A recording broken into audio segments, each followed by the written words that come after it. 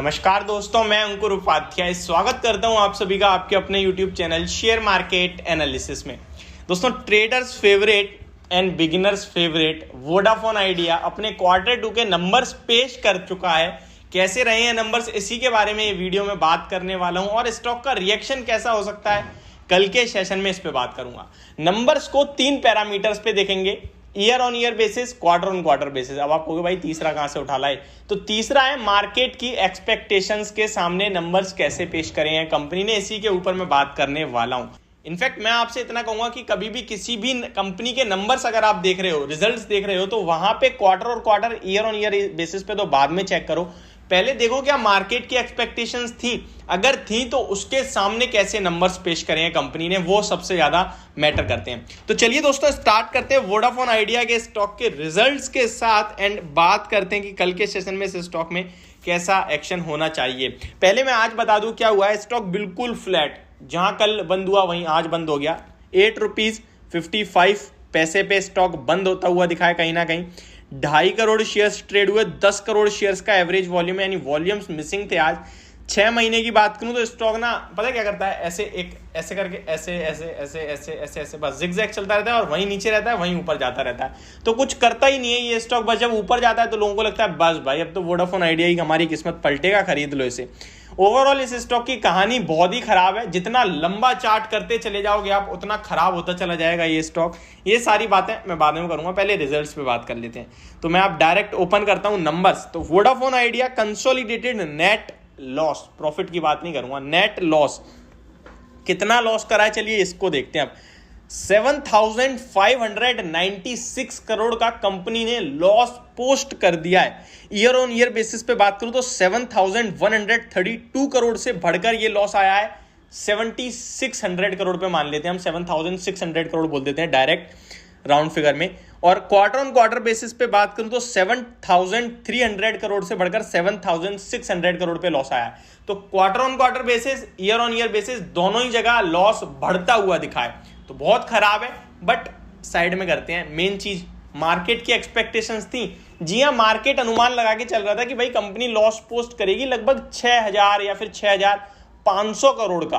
Company ने उसके विपरीत कर दिया है, लॉस पोस्ट 7,600 करोड़ का। बस वो 6 में और 7 में कंफ्यूज हो गई कंपनी, तो 7 कर दिया कंपनी ने।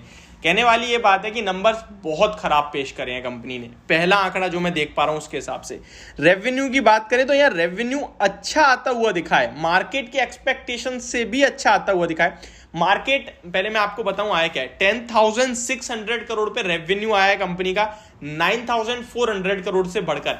मार्केट का अनुमान लगभग 10,000 करोड़ के समथिंग का था, लेकिन 10,600 करोड़ का आया है रेवेन्यू।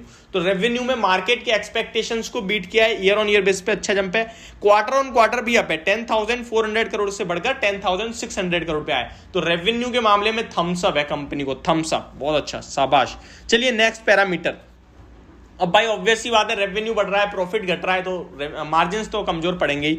मार्जिन्स की बात करें तो 38.6% पे कंपनी ने मार्जिन्स पेश करे हैं, 41.07% से घटकर आए हैं ये margins year on year basis पे।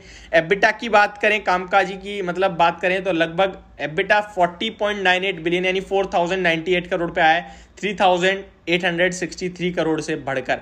तो ये कहीं ना कहीं ओवरऑल नंबर्स है कंपनी के। आरपू की बात करें जो इनका मेन होता है एवरेज रेवेन्यू पर, तो उसकी बात करें, ARPU improve to 131 rupees, up 2% quarter on quarter basis. बस इतना मत देखो, मार्केट की अनुमान था भाई 132 का आरपू पेश करेगी कंपनी, लेकिन उसके सामने 131 का करा है, तो यहां भी स्लाइडली मार्केट के एक्सपेक्टेशन से कमजोर है। अभी तक जितनी चीजें मैंने देखी उसमें मुझे रेवेन्यू को छोड़कर कहीं भी कुछ भी अच्छा नहीं लगा। रेवेन्यू बस मार्केट के एक्सपेक्टेशन से शानदार आया है।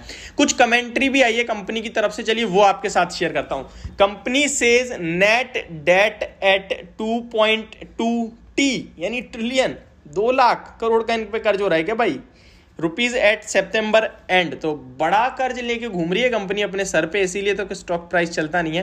Company says to remain engaged with our lenders and investors for further fund raising to make required investment for network expansion 5G roll out. तो मतलब सिचुएशन कुछ इस प्रकार की कि कंपनी कह रही है हम आपके साथ यानी अपने निवेशकों के साथ और जिनसे हम कर्ज लेते हैं उनके साथ कंटिन्यू जुड़े रहेंगे, ताकि हमें पैसे चाहिए हो तो दे दें, हम अपने 5G को रोल आउट कर सके। तो अभी कंपनी को कुछ करना होता है तो उसके लिए पहले कंपनी को पैसे मांगने पड़ते हैं, कंपनी के पास कुछ भी नहीं है। तो ये है कहानी वोडाफोन आइडिया की। ओवरऑल शॉर्ट में बोलूँ तो मैंने काफ़ी ज़्यादा इसका सरकाज़्म वे में मजाक सा बनाया है, बट ओवरऑल ये स्टॉक बिल्कुल पसंद नहीं है मुझे और नंबर्स भी बिल्कुल पसंद आने वाले नहीं है। इस स्टॉक के बारे में हमेशा एक ही चीज़ कहता हूँ कि बी विद लीडर्स।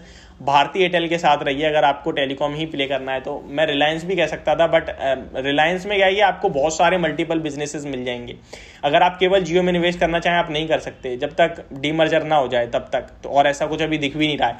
तो Airtel is the best pick अगर आपको 5G या फिर मतलब टेलीकॉम स्पेस प्ले करना है और लार्ज कैप में, तो एयरटेल के साथ। अदरवाइज आपके पास बहुत सारे विकल्प हैं, टाटा कम्युनिकेशन, मतलब पार्ट्स में तो बहुत सारे मिलेंगे, लेकिन मेजर टेलीकॉम की बात करें तो भारतीय एयरटेल के साथ ही जाइए, आप निश्चिंत पैसा बनेगा आपका। बट इस स्टॉक के साथ मेरे हिसाब से कोई मतलब नहीं बनता। 2 साल की बात करूं तो कोई पैसा नहीं बन रहा, 5 साल की बात करूं तो कोई पैसा नहीं बन रहा, 10 साल की बात करूं तो कोई नहीं बन रहा।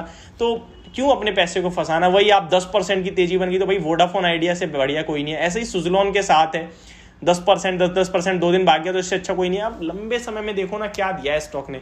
ओवरऑल नंबर खराब लग रहे हैं और स्टॉक का रिएक्शन भी खराब हो सकता है। बाकी मैं आपके पास हो तो बता दूं, स्टॉक ऑलरेडी लोअर लेवल्स पे 8.40 का सपोर्ट है। बाकी स्टॉक उछाल मार सकता है 9.5 रुपये तक। लोअर एंड पे खड़ा है तो ज़्यादा कुछ गिरने की संभावना नहीं है यहाँ से, बट 8.40 तक नीचे में आ सकता है। सॉरी जी हाँ, 8.40 तक नीचे में आ सकता है। ऑलरेडी बहुत करेक्टेड मोड पे है और ऊपर में स्टॉक 10 रुपये तक भी जा सकता है। तो ये मेरी वीडियो होप आपको समझ में आई होगी, पसंद भी आई होगी। Thank you so much for watching this video. Have a great day guys.